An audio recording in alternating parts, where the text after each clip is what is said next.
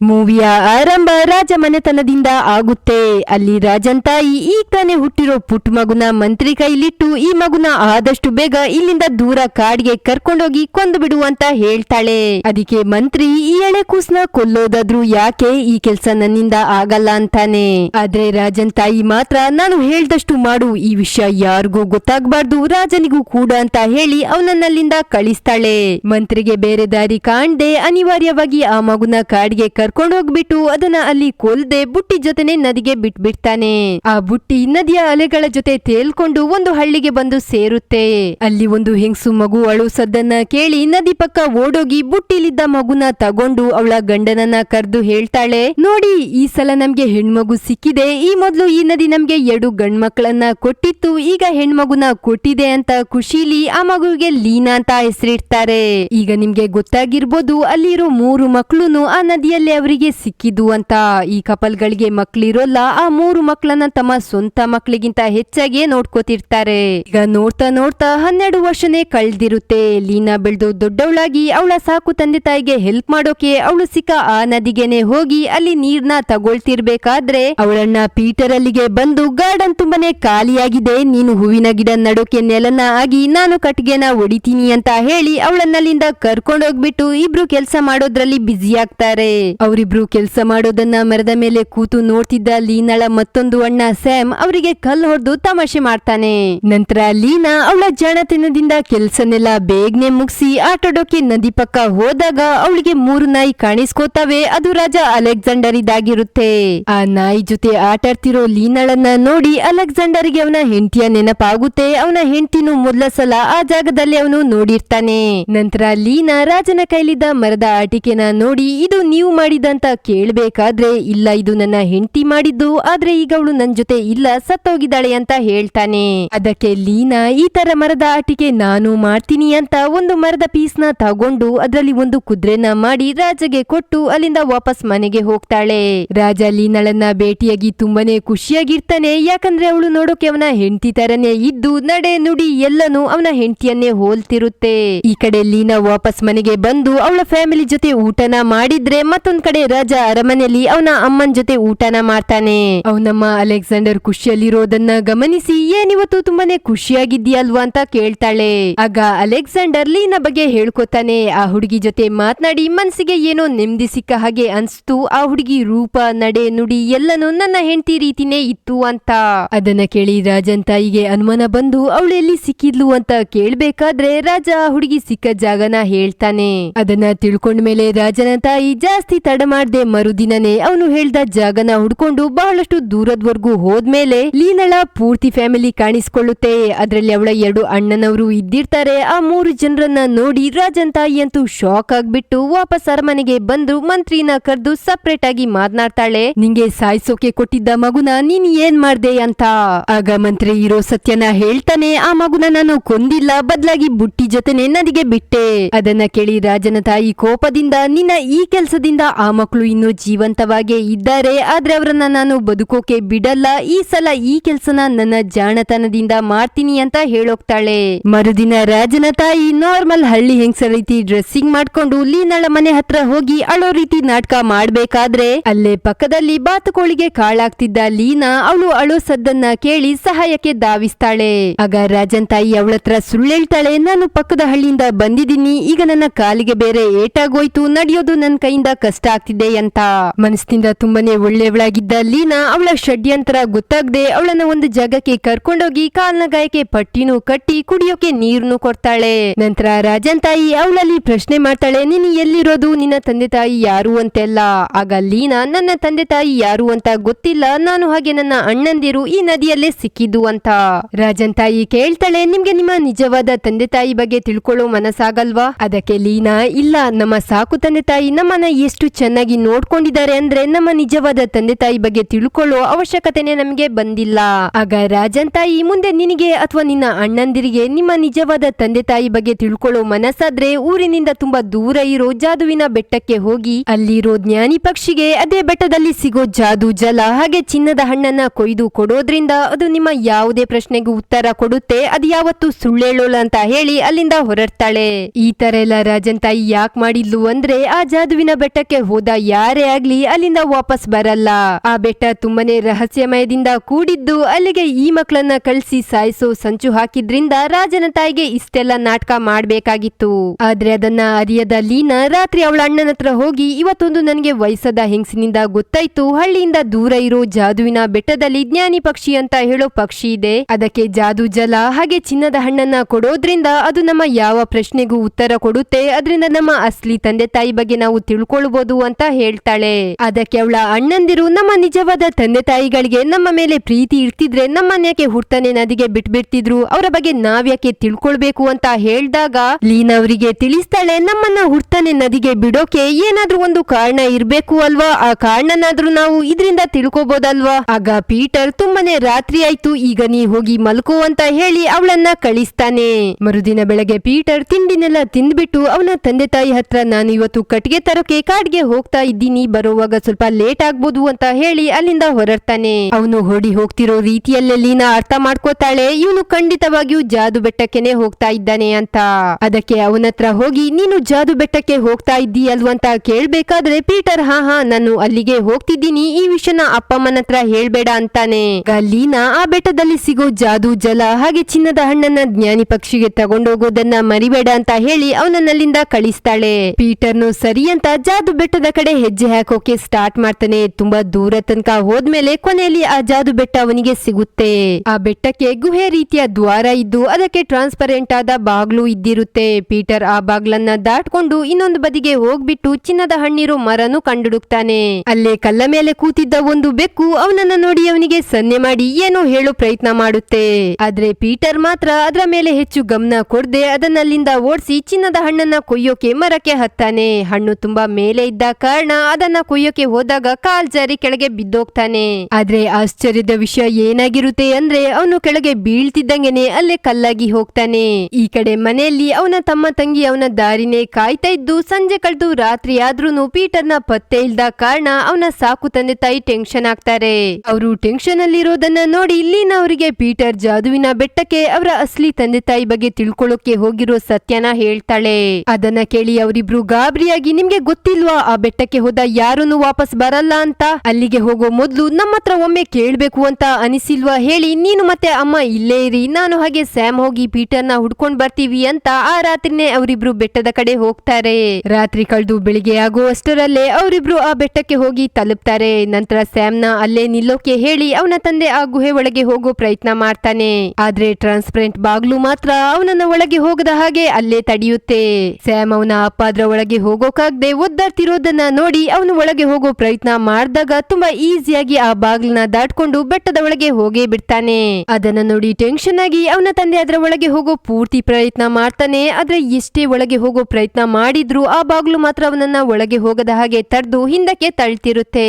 ಈ ಕಡೆ ಬೆಟ್ಟದ ಒಳಗೆ ಬಂದ ಸ್ಯಾಮ್ಗೂ ಆ ಚಿನ್ನದ ಮರ ಇರೋದು ಕಾಣಿಸಿ ಅದ್ರ ಹತ್ರ ಹೋದಾಗ ಅಲ್ಲಿ ಅದೇ ಬೇಕು ಅವನಿಗೂ ಸನ್ನೆ ಮಾಡಿ ಏನೋ ಹೇಳೋ ಪ್ರಯತ್ನ ಮಾಡುತ್ತೆ.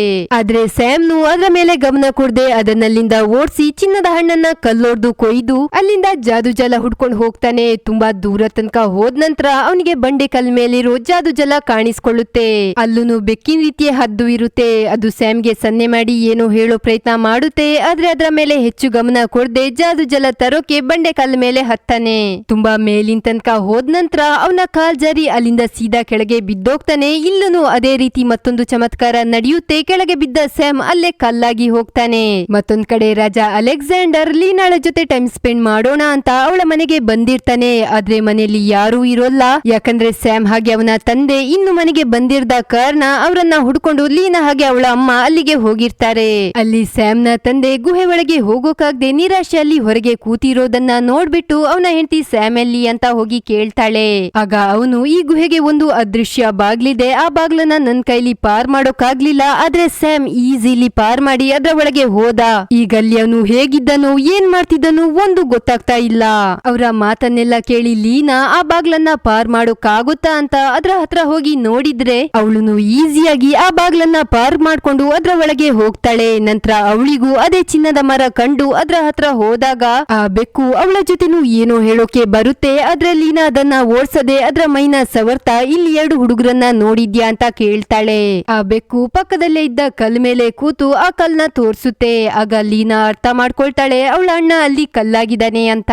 ಮತ್ತೆ ಆ ಮರದಲ್ಲಿ ಚಿನ್ನದ ಹಣ್ಣು ತುಂಬಾನೇ ಎತ್ತರದಲ್ಲಿದ್ದು ಅದನ್ನ ಕುಯ್ಯೋದು ಲೀನನ ಕೈಲಿ ಆಗದಿದ್ದ ಕಾರಣ ಆ ಬೆಕ್ಕತ್ರ ಅವಳು ವಿನಂತಿ ಮಾಡ್ತಾಳೆ, ದಯವಿಟ್ಟು ಆ ಹಣ್ಣ ನನಗೆ ಕುಯ್ದು ತರ್ತೀಯಾ ಅಂತ.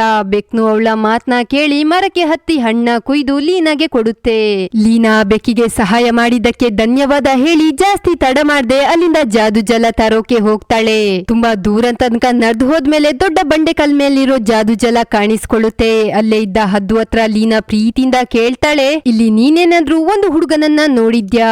ಆಗ ಹದ್ದು ಹಾರ್ ಬಂದು ಒಂದು ಕಲ್ಲಿನ ಮೇಲೆ ಕೂರುತ್ತೆ. ಇಲ್ಲಿ ನನ್ನ ಇನ್ನೊಂದು ಅಣ್ಣ ಕಲ್ಲಾಗಿರ್ಬೇಕು ಅಂತ ಅರ್ಥ ಮಾಡ್ಕೊಂಡು ಹದ್ದಿನ ಜೊತೆನೂ ವಿನಂತಿ ಮಾಡ್ತಾಳೆ, ದಯವಿಟ್ಟು ಜಾದು ಜಲನ ನನಗೆ ತಂದ್ಕೊಡು ಅಂತ. ಹದ್ದುನು ಜಾದು ಜಲನ ಬಾಟ್ಲಿಗೆ ತುಂಬಿಸ್ಕೊಂಡು ಲೀನಾಗೆ ಕೊಡುತ್ತೆ. ಹದ್ದುಗೂ ಧನ್ಯವಾದ ಹೇಳಿ ಅಲ್ಲಿಂದ ಜ್ಞಾನಿ ಪಕ್ಷಿ ಹುಡ್ಕೊಂಡು ಹೋಗ್ತಾಳೆ.